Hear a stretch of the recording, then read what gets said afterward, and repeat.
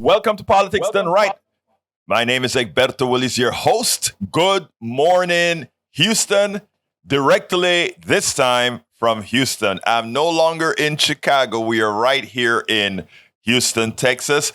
And before we even get started, I want all of us who are listening to my voice right now to give two great guys a thank you for making things work seamlessly, even as we were remote out of state, to El Señor Howard Reynolds and Jack Van Beber, who made it seem so simple and clear that we came through loud and clear from a hotel room in Chicago as we maintain this daily morning show live. Thank you guys in the studio for getting the job done. Oh, we thought you were going to salute to Laurel and Hardy this morning. There's a couple of great guys. How's it going out there in the studio, my friends? Oh, pretty good. Here you go, Jack. Good morning, Alberto. Buenos dias, hermano. You sent me a little something. Is that going to be our tally of the morning? Yeah, I can do that. Hold on. No.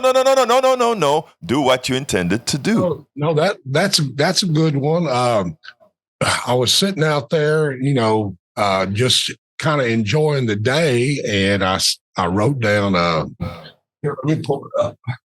Okay, while he reaches for his phone, where he's going to give us some more Jack wisdom this morning, some Van Beber wisdom. All right, here we go. Here we go. Sitting outside, faithful and loving dog at my side, trees overhead with no place to hide, radio playing, gonna go shop, fire up the pit, and deal with the forces of empire that way. You know, I tell you sounded like a poet. Well, I guess, deal. What empire? The evil empire? The evil fascist empire. You mean taking us all over? You mean the one that doesn't strike back? No, it strikes all the time. Oh, okay. All right. Well, let's not hijack his show here. Egberto, you're on. You're on. All right, my brothers and my sisters throughout the country, throughout Houston, throughout Texas. Anyhow, I just got back from the Netroots Nation conference in Chicago, and when I sent out my newsletters, the ones that actually go to everybody, I have this thing that I said. Every year, I try to interview between 25 people and north of 50 people, depend on how it goes and how long interviews go, etc. There's just a certain amount of hours in a day. Well, this time around, we did 44 plus in Chicago of interviews. And I have so much material that I've got to process with great people. The idea behind this conference is it's where progressives all over the country get together. It's called Netroots Nation. Look it up. We're going to have it in Baltimore next year. We had it in Chicago this year. We had it in Pittsburgh last year.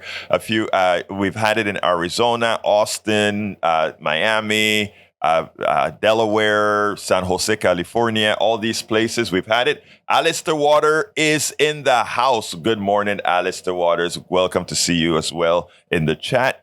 So we go out there and we really talk politics. We really talk what's best for the working class. I mean, it's a real thing. We get real folks in there, from the unions to the medical folk to, the whole works.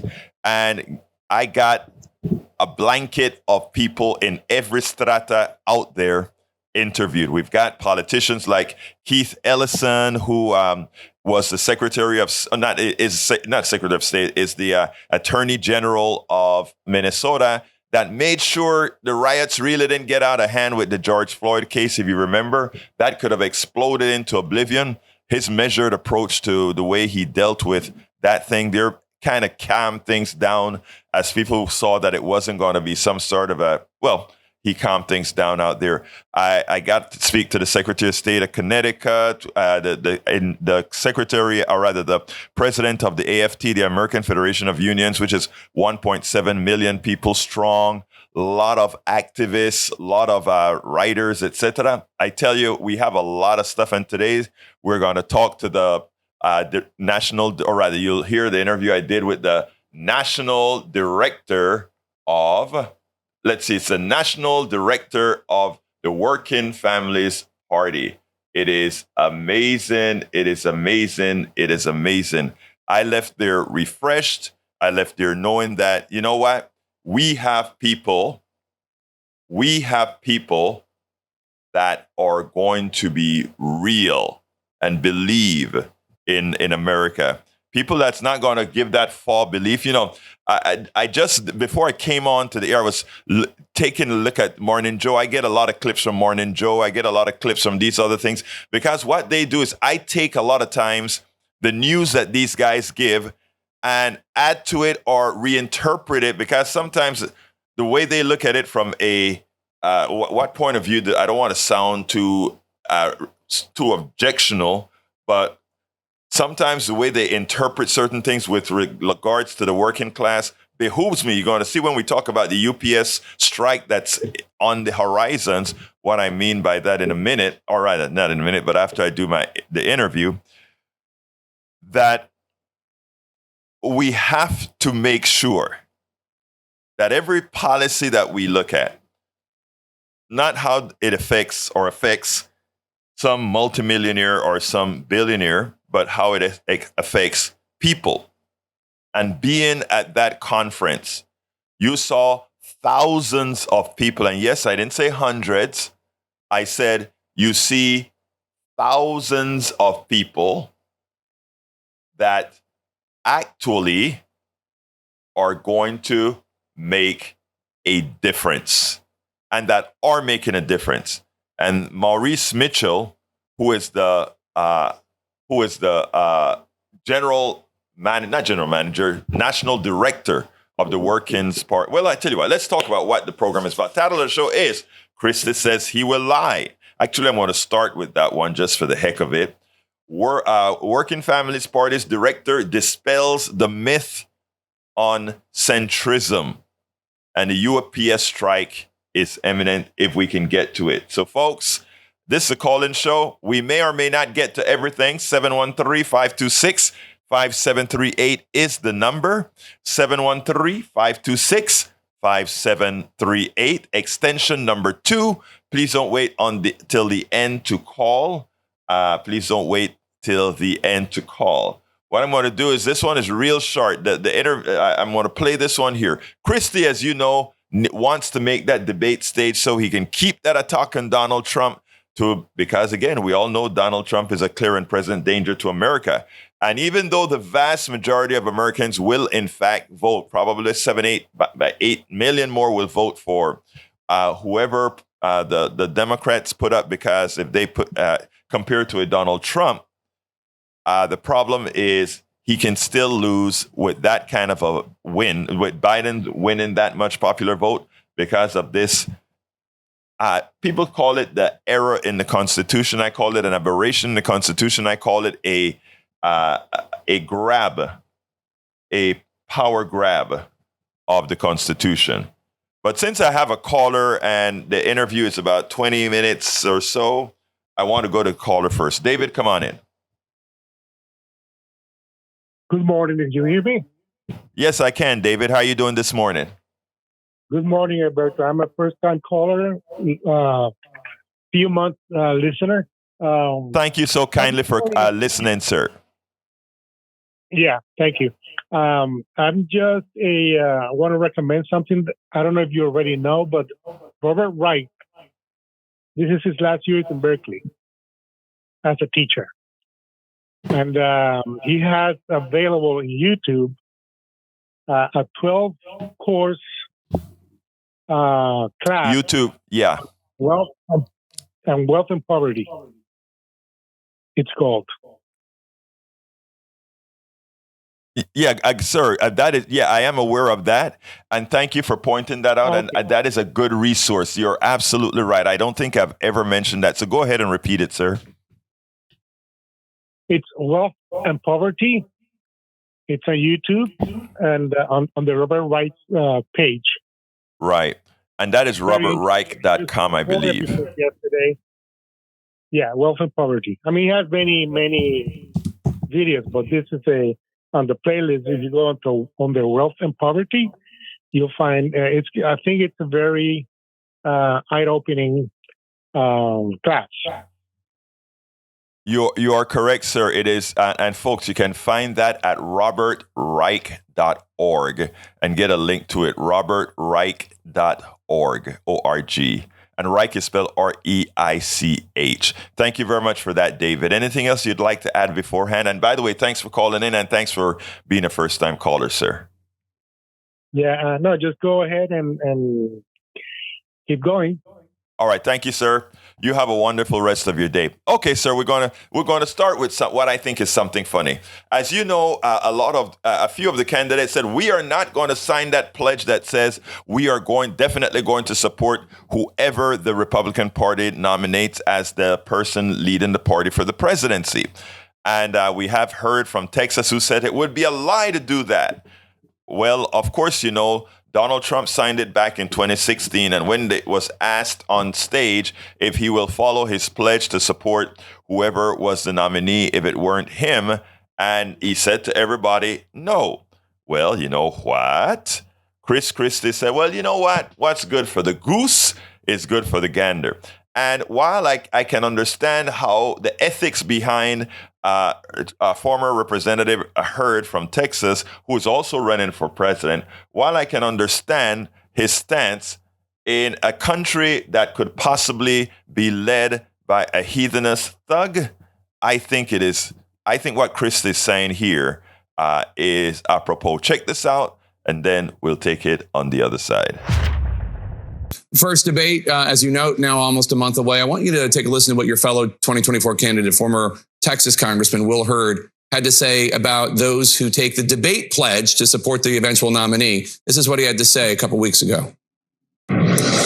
I can't lie to get access to a microphone. I'm not going to support Donald Trump. I recognize the impact that it has on my ability to get access to the debate stage, but I can't lie. It'll be easy to say I'll do it, and then when it comes down, change your mind. But I just can't. I can't do that. In Will Hurd's formulation, are you lying to make the debate stage by signing a pledge to support the nominee, no matter who it is, including if it's Donald Trump? Well, I won't see Will Hurd on the debate stage, and that's okay by me. The fact is, we've got to change our party, Jake, and change our country. And we had these debate pledges 8 years ago, as you'll recall, and all of us signed them. And then when we got on the debate stage and we were asked to reaffirm it, Donald Trump refused to raise his hand, the only one of 10 candidates who did. The fact is, he has set the precedent here, and I will sign the debate pledge, and I will take it every bit as seriously as he did in 2016. We understand what that said. I will take the pledge that I signed as seriously as Donald Trump himself took the pledge. I will take it as seriously as Donald Trump took the pledge. Anyhow, folks, I realized as I started the show, I didn't tell you guys. Remember, you can also watch the show on YouTube by going to politicsdoneright.tv, as well. You can listen on Facebook by going to facebook.com/KPFT Houston, facebook.com/KPFT Houston, or download the app TuneIn from your app store, whether it be Android or Apple, and search for KPFT, and you can listen to us on your phone or go to our website, kpft.org. kpft.org. Welcome aboard, Russ MCT on the chat. Thank you so kindly for being here. Who says, Robert Reich is great, well worth listening to. Absolutely so. And those of you that are listening here as well, thank you, because we cover a lot of what's in the topics that Robert Reich covers, and even sometimes we paraphrase some of that great guy. And notice I said he was a great guy. He was once the labor secretary for Bill Clinton. Sometimes Bill Clinton made him quite upset because, again, Robert Reich really knows the number, and he doesn't play games with the numbers. Okay, we're going to go ahead and get started now with the working Party's national director. He will talk about, listen to it. I think you're going to find it quite powerful. Let's get started right this minute. Let me introduce you, Maurice Mitchell, who is the chairman, director, president, what you want to call it, national director of the Working Families Party. How are you doing, my friend? I'm doing well. Well, you know, the last time we spoke actually was before the pandemic. Yes. And you know, there's a particular talk that you gave about don't tell me that there isn't that you want to be non-ideological, because being I'm paraphrasing. Yeah. Being non-ideological is in effect ideological. Expand on that for me. Okay, well, we're going right into it. I mean, I think in our discourse, and I'm sorry, Maurice. Okay, no problem. Yeah. So in our discourse, in like the popular discourse, and a lot of like the mainstream discourse, there is this illusion that you can be non-ideological. Right? And oftentimes, when people speak derisively of ideologues, like they're often talking about people on the left, actually, especially inside of the Democratic Party, when they're debating ideology, and I think that is outrageous for a number of reasons.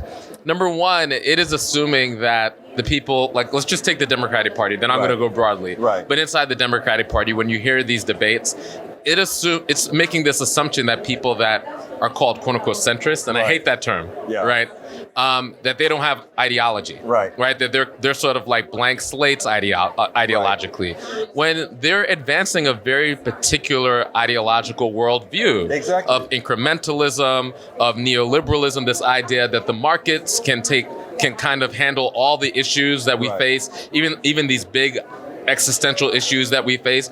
That is a particular philosophy and a particular ideology that is informing public policy, informing debate. So we should name it, we should surface it, and we should have that philosophical debate instead of denying the debate by claiming that there is an ideology. And there's a reason for that, because they have succeeded in having their ideology be the common sense. Right? So you don't have to really like surface it when it's just in the air. Which is why it's so important for those of us that have issues with it, for those of us that believe that there's huge fallacies, and there's more of us than them, right? Most people believe like, hey, this stuff isn't working, right? We may not have the ideological terminology in place. Most of us are like, the system isn't working. Big business doesn't work for us. Politics are corrupt.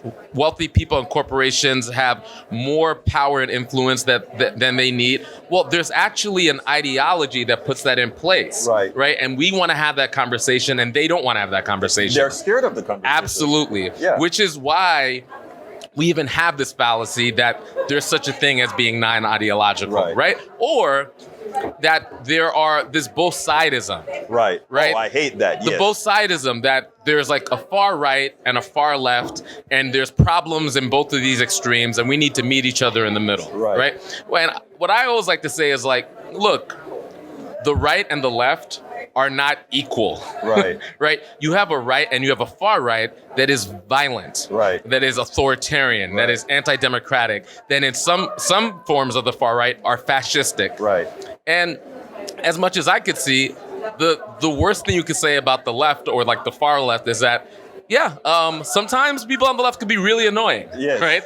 And unless there's a way that you could weaponize being annoying and people could be annoyed to death, we should not be both siding these things, right? When people on the far right are actually organizing in militias, are storming the Capitol, are trying to use public policy in order to prevent democracy from existing, we need everybody, people who identify as progressive, people who identify as centrist, people who identify as conservative, recognizing that there is a particular strand of right-wing ideology that seeks to destroy all other ideas. And we cannot tolerate that, right? And so we could only have that conversation if we're explicit about the fact that everything in public life is part of an ideological project. What your belief system is. Yes, it's your belief system. And like, the term ideology might be confusing for folks. It's just like your belief system. Right. It's just the thing that you use to understand where we are and where we want to go.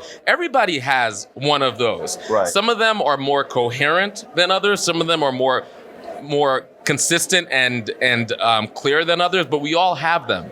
And if you think you don't have them, then likely you're replicating the dominant status quo worldview. Because you don't really have to talk about having an ideology because the system is you. Yes. So if you think you don't have one, then the things that you're doing are likely replicating the status quo. And what the status quo says is the systems that are in place, the racial and class hierarchies that are in place, the inequality that's in place, those things are fine. Right. And we want to lock them in place. Right. And so by carrying on in a non-ideological way, not being curious about your grounding philosophy, you are putting in place and reaffirming that thing. And you should be aware of that. You shouldn't think that what you're doing is neutral. Right. And that's why I said that when I said that and why I think it's so important. I actually wrote about this. Right. We need to be clear about who we are ideologically as organizations and as individuals.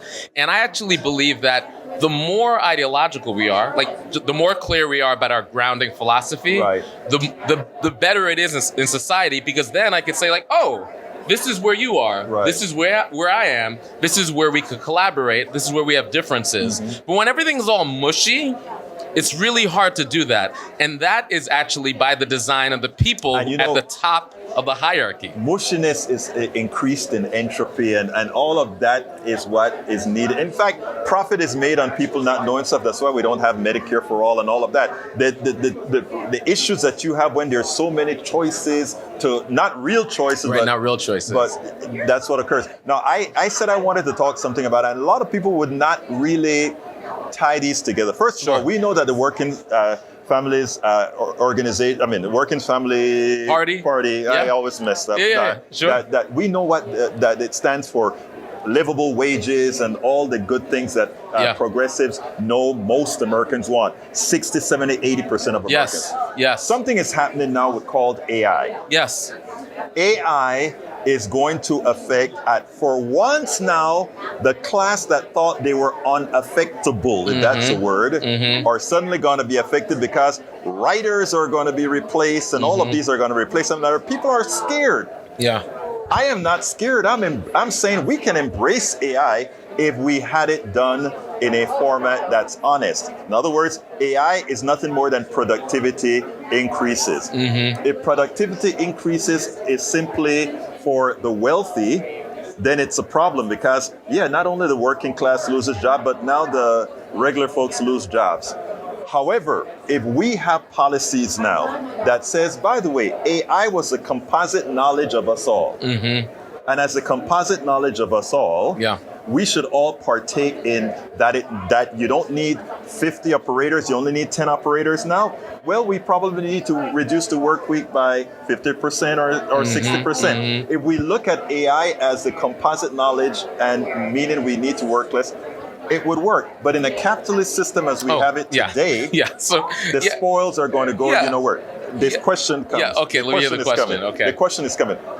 How is the working families parties and others, instead of fighting AI like I've seen in the unions in Hollywood, etc., use AI as a matter of saying, no, what it means is this composite knowledge, the productivity from this composite knowledge needs to be shared. There are two ways to skin a cat. Okay. Stop it or. So let me reframe that a little bit, right? So I don't think there's any real stopping of technology. No way. Right? Yes. Technology is a tool, right? The thing that I'm curious about is who's wielding that tool. Power, yes. Right? The other questions I'm curious about is that who is realizing the upside from engaging that tool, and if there is a downside, who has to hold the downside? Right. It is a system question. Right? If the people who are wielding that tool are people who are already privileged, people like Silicon Valley VCs and others, and if they are also the people who will realize the upside, and then the downsides will be held by all of us, then number one, that's called capitalism. Yes. And I think we're on the road for AI to do that. Not because it's AI, but because we're living under this economic system, right? Now, so the question is, how can our organizing leverage this moment when workers are realizing their power, when actors are going on strike, writers are going on strike, UPS drivers are going on strike.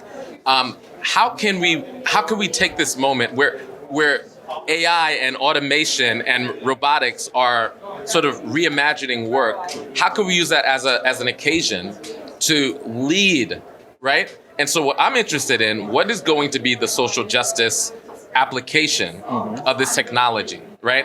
And then also, what are the systems applications? How can we perhaps have a different economic system, right? Where, all right, if this technology, right, is creating more productivity and creating more value, how can we realize the value? Because when you look at all of these technologies, from automation to AI to they're leveraging the commons. That's my point. So they're leveraging the commons. They're leveraging what is our common value, right? For example, AI is just like pulling in knowledge from everybody.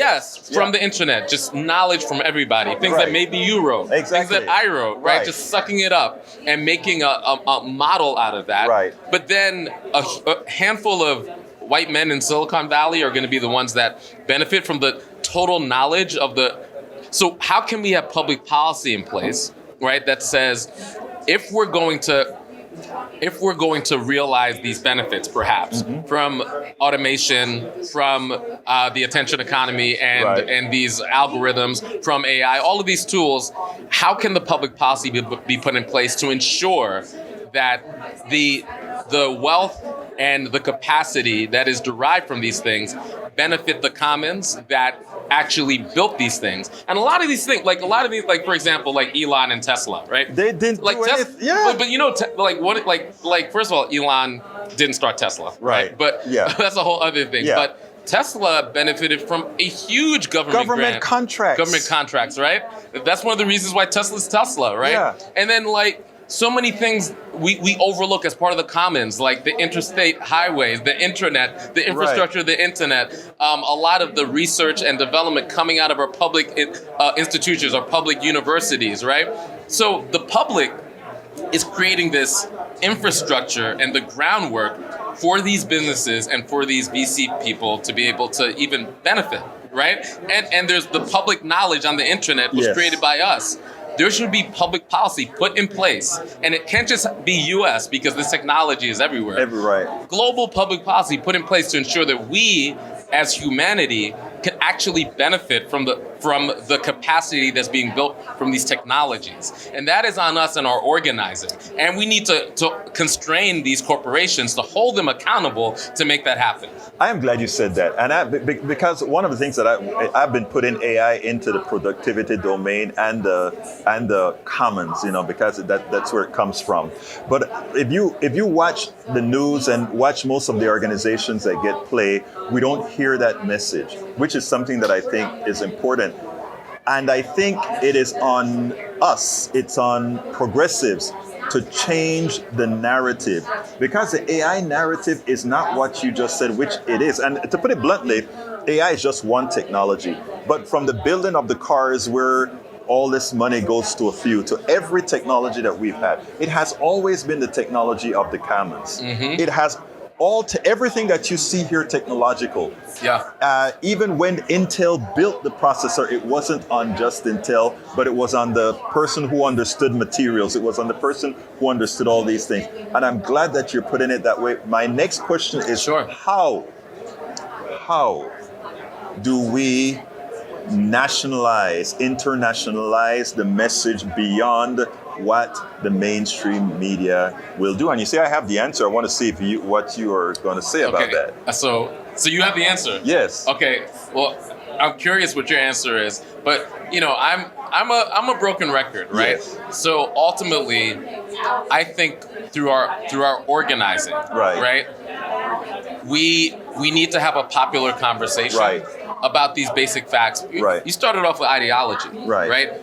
We're often kind of confused about these things, right? So even though all of the value of an economy comes from us, just like regular people doing what we do. And how do I know that?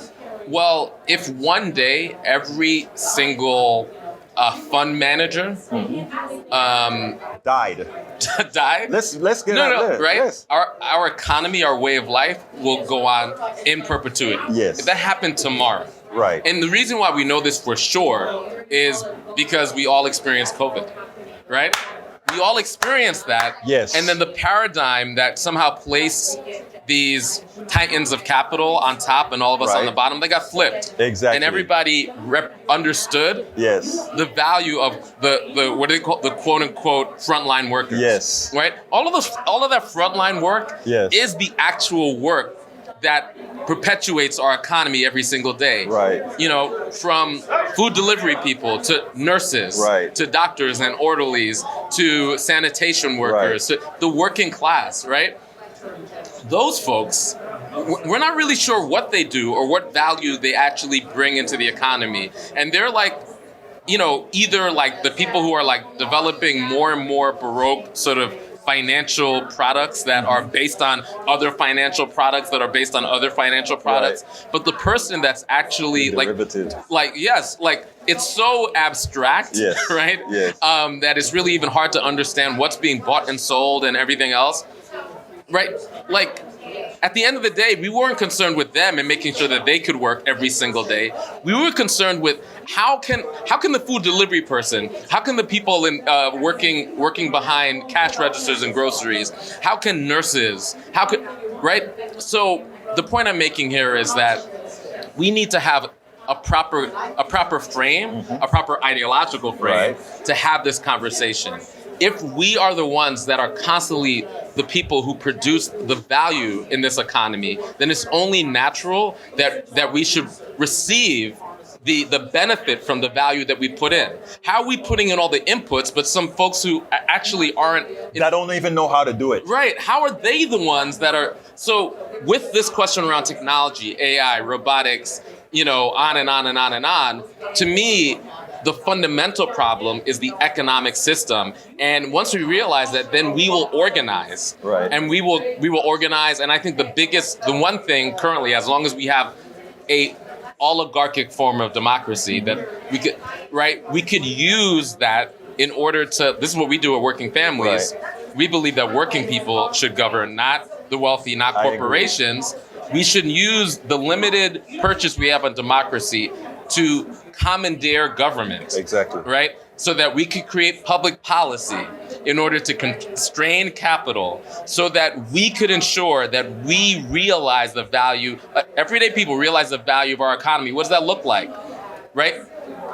A robust public healthcare system, including mental health, a robust top-class educational system from K to university, the commons, parks and libraries, and we are the wealthiest country in the history of countries, right? And so there's enough wealth for all of us to experience that. It's the public policy, because we have a corporately captured government. It's the public policy that is so skewed to those VC people in Silicon Valley and the already wealthy and the corporations. And the one thing that we have is our ability to be able to seize control of the government and then create public policy in order to constrain those folks. And we should use that. Also, as workers, we should use our ability as workers to organize together and be able to, that thing that I talk about, the inputs that we're putting into our economy, our labor, organize our labor in order to demand from the corporate class and from the wealthy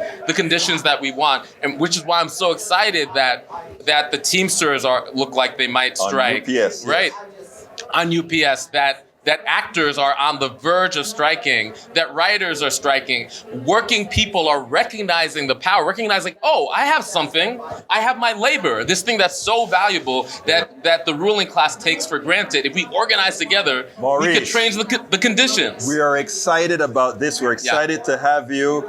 You have another appointment, all right. And I don't want to break the promise. So thank you so It was kindly so good, brother. for It's been having too long. Here. Absolutely. So thank you for being on Politics Done Right, my man. Absolutely. And could I just make a shout out? Absolutely, If anybody's interested in organizing with us at the Working Families Party, the best thing you could do is you could either text WFP to 30403 or find us at Working Families on Twitter, on Instagram, on all the social media, or go to our website, workingfamilies.org. Thank you so kindly. Thank you, it's been brother. a pleasure every time. Absolutely. And we must do this again sooner than the last time, okay? All right, take care. All right, take care now.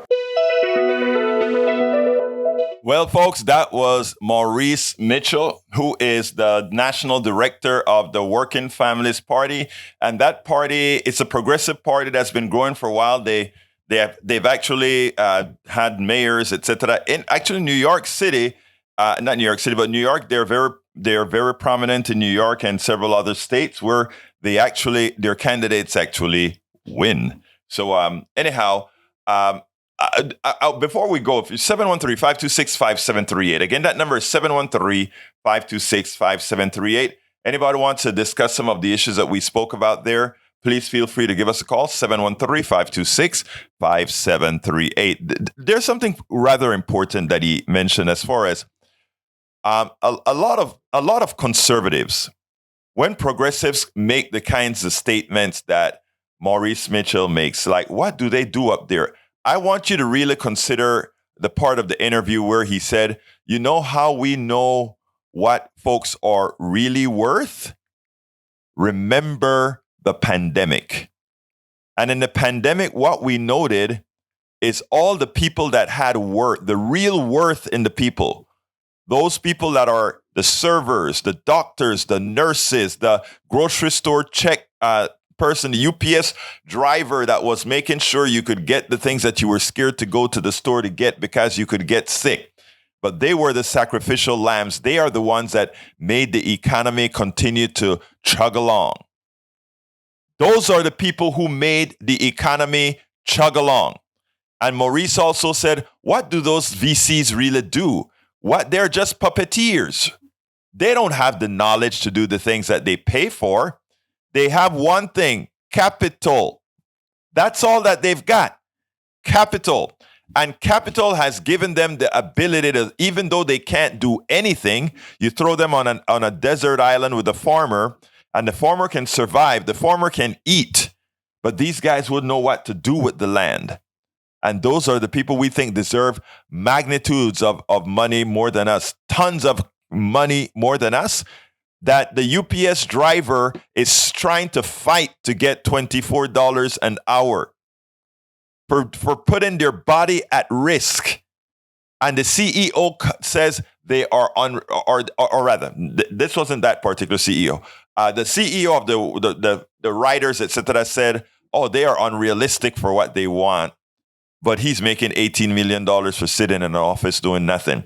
The UPS guy who heads the UPS said they are scared to pay those guys that kind of an income because what if their money drop? And you know what? They're making record profits.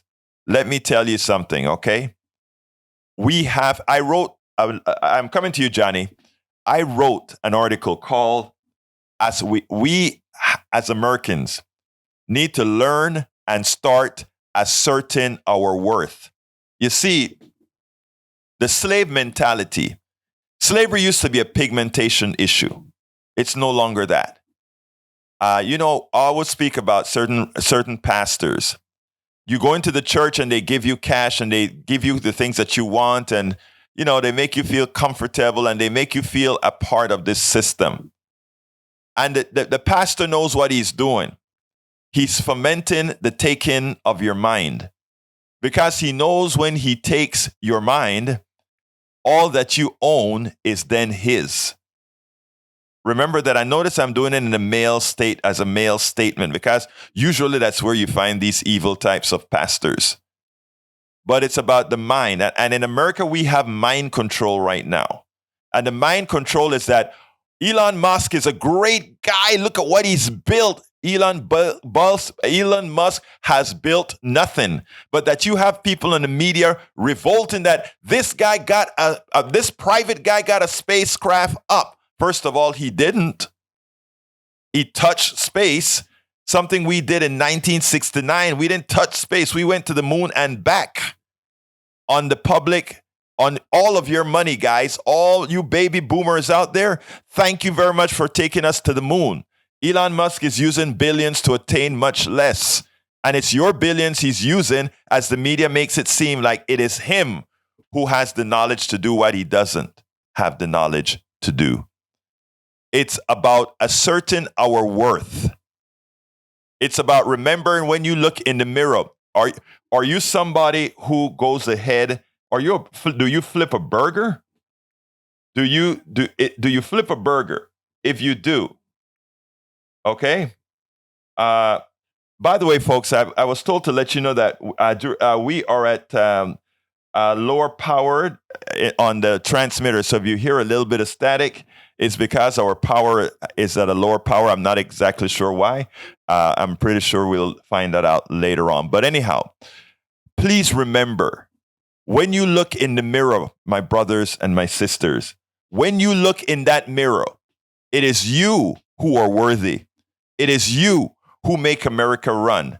And for those who defend the corporate state, the corporations, etc., they're doing tower work is what I understand. For those of you who do the work, you're looking in the mirror right now. You are the ones that make the economy run.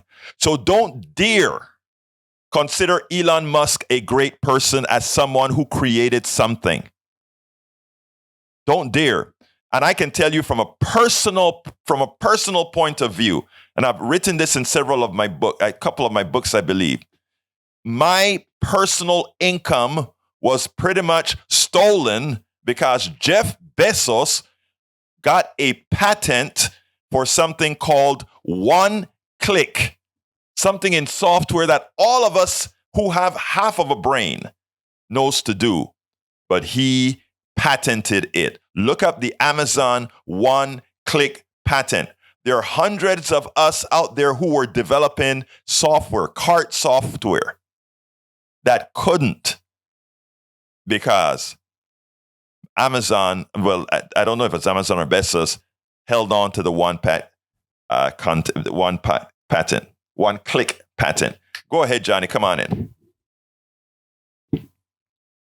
Thank you so much. Finally, somebody is putting Elon Musk in his place. Are you hearing that, Steve? Elon Musk is overrated, buddy. Overrated. You are so right.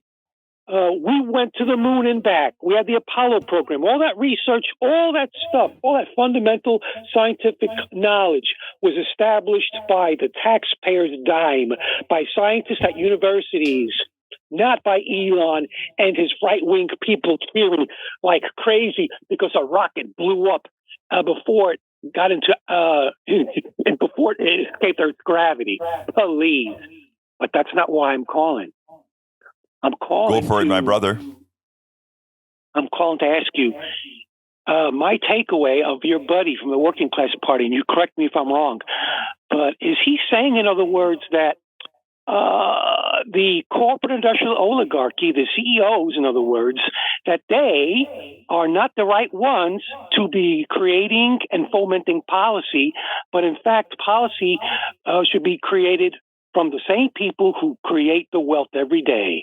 People like you and me, the burger flippers, the policemen, the cops, the teachers, the lawyers, the doctors.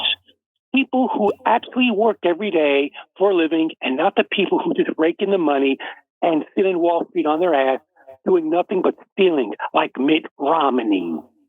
Yes, you understood what Maurice Mitchell said perfectly. And Maurice Mitchell said that. And let me tell you, whenever you hear a CEO says, well, he deserved his pay because he made things more efficient. Remember, not even that he did. A burger flipper, somebody who flips a burger. A lot of times they're in there and they flip in a burger and they say, manager, if I arrange the burgers in this way on the panel, I can actually get about 3 more burgers every hour. And the manager said, oh man, that's cool. All right. And they pass it up the chain and they redesign equipment based on what the average worker sees. The average worker doesn't get a raise for the efficiency that he created or she created, but the manager gets all the kudos because, hey, we made a bigger machine that does it better. No, you design the machine based on the input from working people who realize if certain things were done more efficiently, they could do more. And again, so.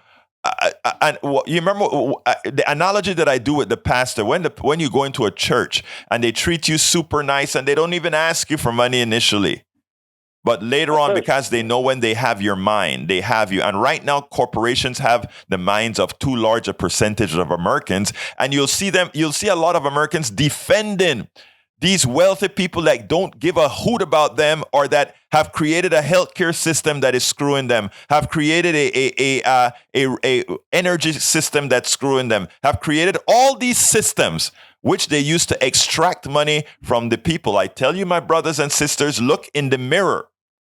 It is you who are worth it. Come on in again, Johnny.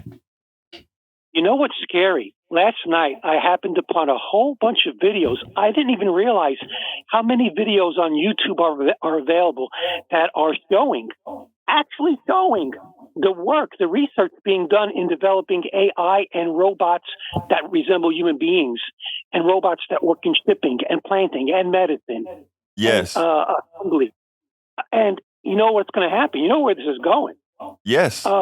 In order to get back our power, we're going to not only have to teach each other how to engage in civil discourse and debate and our negotiation skills, but we're also going to have to figure out how to combat and destroy these robots, these police robot dogs, and these drones. Johnny, what I try to tell folks, Johnny, hold on a second. I'm trying to tell people AI is out of the box. AI has been out of the box. The media just hasn't covered it. But whenever you call into a station and the station says, how can I help you? And you hear, and it's a robot that's actually talking to you and answering your question. That has always been AI. It's just that we have so many components now being done by automation that the automation in composite now is in fact AI, artificial intelligence, okay? But it's been growing for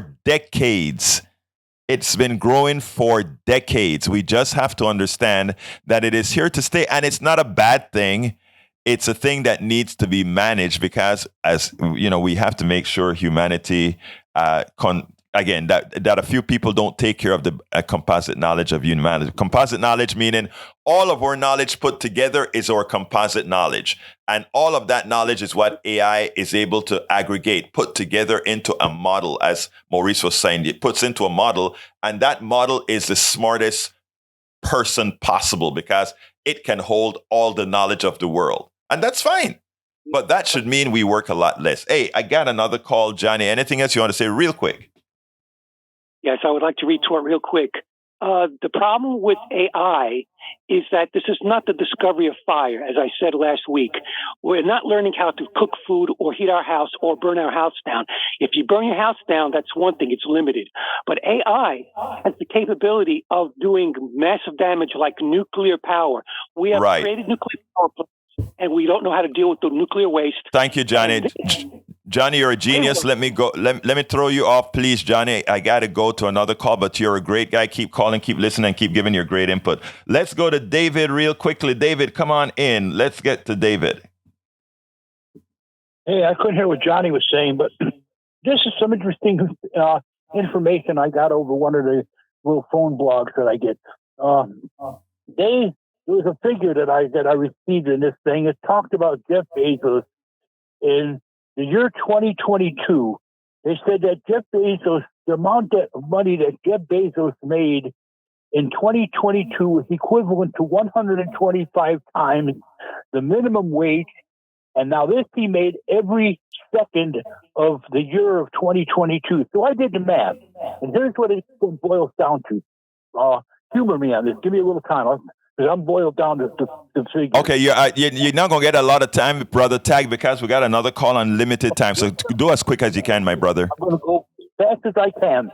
There's 60 seconds in a minute, 60 minutes in an hour. That's 3,600 seconds. There's 86,400 seconds in a day. There is 31,536,000 seconds in a year. So you figure out what is 125 times the minimum wage? It comes out to $906.25. This is what Jeff Bezos made every second of the year. This is how much money Jeff Bezos made in 2022. It comes out to $3,035,340,000 in 2022. There you go. And you know what? He didn't make you made one mistake in your statement. And who am I to correct my caller? But I'm going to correct you there. It's not his money. He didn't earn it. Well, he didn't earn it. As far as the government is concerned, it's his money. And I'll tell you what. If you think you're going to take it away from him. Actually, let me tell you, no, I can't take it away from him. But we, listen to me well, we can create policy to make sure he steals no more. Okay? I'm not quite as sanguine about that as you are. Well, let me tell you, Brother David, we must be. Yeah. We must remember what I talk about. We must assert our worth. We must look into that mirror. They depend on us saying they are not strong. Their strength only comes from our implicit weakness. They are no stronger than we are. Their strength comes from us believing we are weak. Remember that. You gave me one minute about dealing with fact. And we can talk all these flattering things about how we're strong, but here's the David, Brother David, it is not flattery. It is a mindset change. They don't have arms. They depend on the military that the working class is in. They depend on the police that the working class is in. Again, David, this is not about flattery. This is about, just like they reversed our mind thinking with the Powell memo to make us believe we're weak, but we're not. You and I and others, as we grow, can revert to the mindset that says, no, we are strong not because we're saying we're strong. We are strong because we are strong in the numbers. That is a statistical and a factual fact. So let's remember that, David. That's what it's at. David, I got to go to Tag, but thank you so kindly for calling with your wisdom, sir. Okay. All right, let's go to Tag. Come on in, Tag. Morning, Egberto. I just wanted to say quickly about change the topic a little bit, maybe for another day here. Saw Tom Cotton on TV this weekend, Senator Tom Cotton, and he was talking about abortion tourism, if you can believe that. Yeah, and right. Yeah. Also, Senator Tommy Tuberman's been holding up military appointments because yes, he has. The military wants to pay for people to go someplace else to get abortions. Well, I think we really need to take a good hard look at sepsis pregnancies and why these people have to travel to another state to get this work done. And these Republicans are so far away from reality, that we really need to put the pressure on them to take another look at this topic. So, abortion travelism, give me a break. It's ridiculous, brother. It's ridiculous. But look, thank you very much for calling in, Tag. You're a great guy. All right. Have a good day. Bye-bye. You too, sir. All right, folks, look, let me tell you, we're close to the end of the show. Please, we aren't going to get everything covered. So go ahead and go to the newsletter, politicsdoneright.com/newsletter, politicsdoneright.com/newsletter. Every morning at 5:00, that newsletter goes out with the topics that we're going to cover. In case you call in, because this is your show, in case you call in and change the subject, or we don't get to the entire subject, you can always reach it from the newsletter and cover it. Generally, I don't carry things over unless it's the way we designed to carry it over, or unless you change it. So the newsletter is always there for you to figure out what we're going to talk about. politicsdoneright.com/newsletter. I want to make a quick statement about the UPS, the oncoming possibility of a UPS strike. Earlier, our brother David was talking about our implicit strength. And I think he sort of said, we can sing the glory, glory, hallelujah and all the words, but I think he's a bit dubious. Not everybody is going to be as strong, let's say, as he is, as we are here mentally, and that we allow others to take advantage of us, and that's just how humanity may be. No, it's not. Let me just say that if I honestly believe I am my brother's keeper, my sister's keeper. We all should have the mindset that we are in a collective. And the reason why is we are. We can't do things on our own. I depend on the farmer. You depend on the person who makes the microchips. We will never be, while we like to push the individualistic nature of the American system, it has always been a farce. You can only be an individual if you have slaves. We are a collective. We depend on each other. There's no way I could do without my garbage man, my mechanic, my engineer, my doctor, my lawyer, all these things. We depend on each other, and that is called a society. And we create rules in the society to ensure that one can't take advantage of the other. And that is what's broken in our society. We have allowed an economic system that screws the most to enrich a few. That's just what we have. I'm got to get out of here right now. So let me give the 15-second closer to both my brothers in the studio, Van Bebeck and El Señor Reynolds. Well, I was a little disappointed you didn't say my board operator. No, we are a collective, brother. I know. I'm just messing with you this morning. It's a Monday morning. We can do that. And I think Jack has some closing remarks here. Hey, 15 seconds, Jack. Elon Musk is stealing space from the people.